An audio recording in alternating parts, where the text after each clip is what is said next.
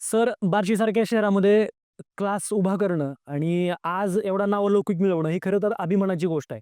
तुम्ही तुमच्या क्लासमध्ये मुलांची नेमकी तयारी कशी करून घेता?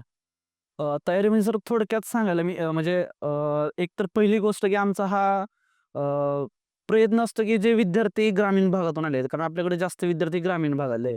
पहिली गोष्ट आम्ही त्यांचा पाया खूप पक्का करून घेतो. बेसिक गोष्टी ज्या पण आहेत ते. दुसरी गोष्ट आपल्याकडे दर आठवड्याला टेस्ट होतात.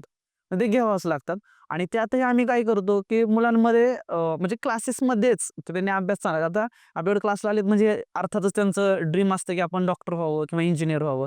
तर त्यासाठी त्यांच्यामध्ये कॉम्पिटिशन राहावं म्हणून एक आम्ही डेली बेसिसवर एक टेस्ट घेतो. जे दररोज टेस्ट असतात. त्याच्यामध्ये त्यांच्या बॅचेस केल्या जातात. 30-30 मुलांच्या वेगवेगळ्या बॅचेस केल्या जातात. दुसरी गोष्ट दर आठवड्याला टेस्ट घेतली जाते आणि महत्त्वाचं म्हणजे आपले क्लासरूम हे पूर्ण डिजिटल क्लासरूम आहे. बरं.